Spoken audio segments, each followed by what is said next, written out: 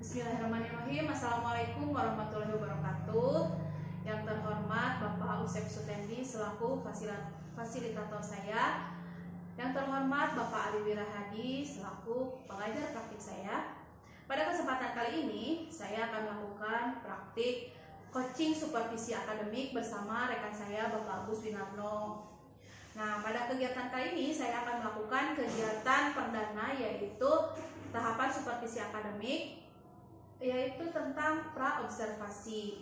Berikut ini merupakan kegiatan praobservasi saya. Selamat pagi Pak Agus. Selamat pagi Bu Dian. Bagaimana? Pagi para pembimbing. Bagaimana kabarnya? Alhamdulillah baik sekali. Pak Agus, nah minggu kemarin itu saya sudah berbicara kepada Pak Agus untuk melakukan supervisi.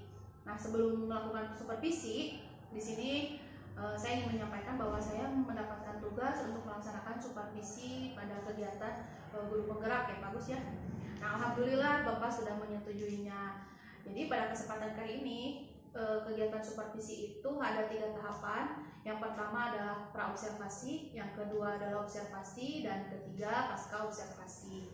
Pada kesempatan kali ini kegiatan tahapan praobservasi di mana harapan kita sama-sama bisa berdiskusi, bertukar pikiran terkait kesiapan Pak Agus untuk melaksanakan supervisi nanti. Nah, untuk meningkatkan kemampuan Pak Agus dalam akademik secara pengetahuan serta pengalaman Bapak dalam proses pembelajaran.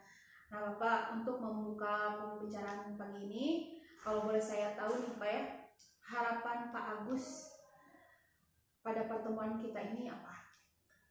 Baik kemudian untuk harapan sendiri itu tentunya untuk gurunya itu membawa efek positif terutama dalam kegiatan belajar mengajar di sekolah, sehingga kegiatan itu menjadi lebih berkualitas dan selanjutnya untuk sekolah membawa hasil yang positif juga sehingga sekolahnya lebih baik, lebih berkualitas. Ya, oke. Jadi tujuan kita sama ya, yaitu sama-sama ingin melaksanakan perubahan menjadi lebih baik.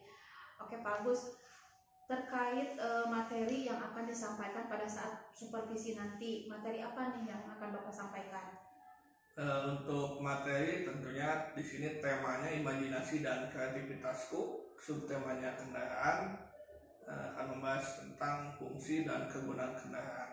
Oke, jadi materinya tentang imajinasi dan kreativitas. Nah, tentu selain itu ada tujuan mungkin Pak Gus ya, tujuan pembelajaran nih yang akan dicapai oleh peserta didik. Kira-kira Pak Gus, apa tujuan dari pembelajarannya? Untuk tujuan pembelajaran, ya pertama, sebelumnya kegiatan pembelajaran itu kan di PAUD itu meliputi 5 aspek kemudiannya, ya. Aspek nilai agama moral, bahasa, psikomotorik, sosial emosional. Nah, terus di sini tujuan kegiatannya yang pertama menirukan minimal 6 surat pendek dalam Al-Quran.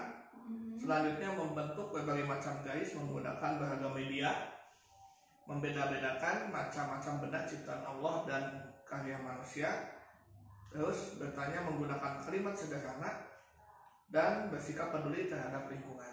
Nah, jadi sebelum ketujuan itu, kalau pembelajaran di PAUD ini mencakup semua ya, ada aspek agama, ada aspek kognitif dan afektifnya juga ya, psikologinya. Saya juga akan ulang lagi tujuan dari pembelajaran ini, yaitu menirukan 6 surat pendek dalam Al-Quran, membentuk berbagai macam garis menggunakan beragam media, juga membedakan benda-benda ciptaan Allah dan karya manusia dalam bentuk geometri 2 dimensi, lalu bertanya menggunakan kalimat sederhana ya, secara santun, juga bersikap peduli terhadap lingkungan.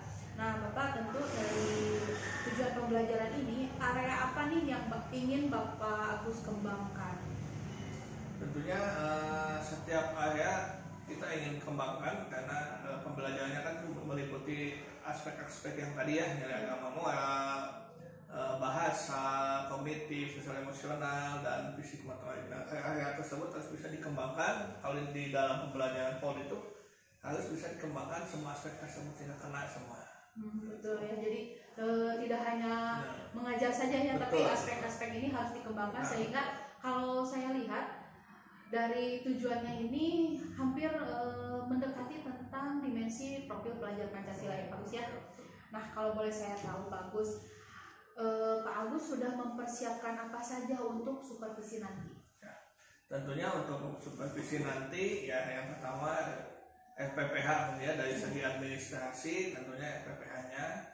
Terus untuk peralatan dan perlengkapannya di sini saya menyiapkan berbagai, karena ada kerajinan juga hasil karya tentunya seperti peralatan gunting, lem itu kami persiapkan juga. Jadi karena tidak membuat sendiri. Nah betul. Alhamdulillah ya Pak Gus, walaupun diskusi kita kemarin itu begitu singkat dan saya juga menyampaikan secara garis besar tentang pembelajaran diferensiasi, juga tentang kemampuan sosial emosional dan budaya positif dalam membimbing. Kita sama-sama belajar ya Pak Gus ya. Alhamdulillah RPP Bapak juga sudah selesai dan saya sudah melihat ada diferensiasi, ada KSE-nya, juga ada budaya positifnya. Nah kalau boleh tahu nih Pak Agus, strategi apa yang Bapak gunakan untuk pembelajaran nanti? Kebetulan kalau di PAUD itu yang harusnya digunakan ya strateginya itu student center ya. Jadi pembelajaran yang berpusat ke anak. Terus model pembelajarannya itu yaitu di sini model pembelajaran kelompok. Untuk yang lainnya metodenya kita menggunakan berbagai macam metode pembelajaran, mungkin yang sudah banyak diketahui ya, sudah umum, seperti metode pembelajaran metode demonstrasi, bercerita atau proyek, ataupun metode-metode pembelajaran yang tentunya sangat menarik untuk anak. Ya betul. Nah, oke, baik bagus. Jadi Bapak sudah menggunakan berbagai metode, tentunya melihat juga dengan gaya belajar yang bagus ya, gaya belajar anak yang sangat beragam, luar biasa sekali Pak Gus. Saya sudah tidak sabar untuk menyaksikan secara langsung ya kegiatan pada saat nanti Bapak mengajar. Alat peraga apa yang digunakan Bapak untuk pembelajaran diferensiasi? Apakah masih ada yang ingin Bapak tambahkan atau tidak? Saya kira itu sudah cukup ya, karena dari administrasi kelas kita sudah analisa dan sudah mencukupi. Untuk perlengkapan persiapannya sudah dipersiapkan sedemikian rupa, sehingga tidak ada pertambahan. Nih Bapak, setelah kita berbincang-bincang, apa sih yang dikhawatirkan Bapak pada saat pembelajaran nanti? Mungkin kekhawatiran ada ya, dalam artian bahwa kegiatan pembelajaran kita di kelas mungkin khawatirnya tidak tersampaikan secara maksimal kepada semua anak. Jadi ada mungkin bisa salah satu atau ada salah dua gitu ya. Karena melihat keberagaman anak yang terkadang kita menggunakan satu metode ini cocok, tapi ada metode yang lain yang kurang cocok. Nah, untuk mensiasati itu tentunya kita butuh kreativitas yang dimunculkan oleh guru itu sendiri ya. Betul Bapak ya. Nah Bapak, untuk meminimalisir nih kekhawatiran Bapak, kira-kira apakah ada orang yang bisa minta Bapak bantu, atau misalkan ada hal-hal lain yang bisa meminimalisir hal tersebut? Tentunya kami di sekolah kami ya, di Nurul Iman, ada satu program gitu ya, agenda, yaitu bagaimana di dalam agenda tersebut semua guru berkumpul dan untuk bisa membahas tentang bagaimana kegiatan pembelajaran yang menjadi hambatan yang menjadi masalah di kegiatan belajar, dan itu akan dievaluasi dan biasanya ada solusi-solusi dari yang lain gitu ya. Didiskusikan betul. Gitu. Nah kalau boleh saya tahu nih, kapan akan dilaksanakan supervisi? Insya Allah untuk supervisi itu hari Selasa ya.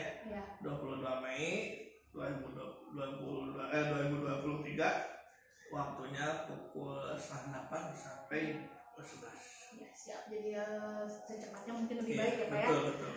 Nah dari komitmen Bapak nih, apa komitmen Bapak dari rencana Bapak untuk kedepannya?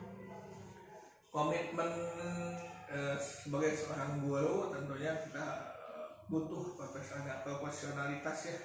Jadi guru, komitmen saya pribadi sebagai guru PAUD, pendidik PAUD tentunya senantiasa terus belajar sehingga meningkatkan kualitas itu sendiri, sehingga memberikan efek positif terhadap kegiatan pembelajaran di kelas dan akan berdampak bagi potensi anak sehingga bisa berkembang lebih optimal. Nah, betul ya Pak ya. Jadi Bapak berkomitmen untuk terus berusaha memperbaiki diri ya Pak ya, meningkatkan kualitas diri untuk kalau dikaitkan Bapak ya, ini tuh sama seperti filosofi Ki Hajar Dewantara, yaitu untuk pendidikan itu diperuntukkan sesuai dengan kebutuhan murid ya Pak ya. Nah Bapak, kalau boleh saya minta waktunya sedikit nih Pak ya, bisa tidak Bapak Agus menyimpulkan atau menceritakan kembali dari awal sampai akhir, mulai dari persiapan Bapak tentang materi, strategi, serta hambatan-hambatan yang Pak Agus khawatirkan sampai Pak Agus menemukan solusinya, bisa tidak Pak Agus ceritakan kembali? Ya, sekilas mungkin saya akan ceritakan bagaimana untuk rencana pembelajaran kita memiliki temanya imajinasi dan kreativitasku, dan subtemanya kendaraan.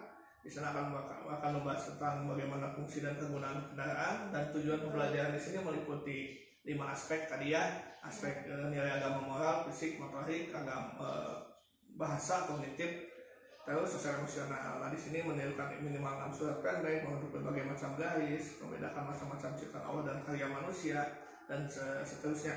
Untuk metode tentunya metodenya sangat beragam ya. Kenapa beragam? Mungkin melihat dari variasi melihat bagaimana keberagaman anak, potensi anak yang membutuhkan satu kegiatan pembelajaran yang menarik, sehingga metodenya pun harus metode yang beragam. Di sini metode yang digunakan bercerita, demonstrasi, proyek, terus metode tanya jawab juga, dan lain-lain itu ya. Alhamdulillah Pak Agus sangat luar biasa sekali ya. Saya juga tidak sabar ingin segera masuk ke kelas Pak Agus untuk menyaksikan secara langsung dari apa yang sudah Bapak sampaikan. Nah Bapak, dari kesimpulan Pak Agus itu jujur bisa menjadi motivasi juga atau pengalaman juga untuk saya pribadi. Nah sepertinya kita sudah ada di penghujung pertemuan untuk diskusi kali ini. Kira-kira kalau boleh saya tahu bagaimana nih perasaan Pak Agus ketika sama-sama nih melaksanakan diskusi pada pagi ini? Tentu sangat senang sekali ya kemudiannya, ini suatu kehormatan bagi saya juga, terutama bagi sekolah, karena bisa berdiskusi, sharing tentang bagaimana proses kegiatan pembelajaran sehingga menjadi lebih baik lagi dan berkualitas gitu ya. Alhamdulillah ya, itu yang kita harapkan ya Pak ya, untuk membuat pembelajaran ini menjadi lebih berkualitas, kitanya juga menjadi termotivasi untuk lebih baik lagi. Nah Alhamdulillah Pak Agus, terima kasih untuk kegiatan hari ini. Alhamdulillah sudah selesai. Saya akhiri untuk acara sesi pra observasi ini. Assalamualaikum warahmatullahi wabarakatuh.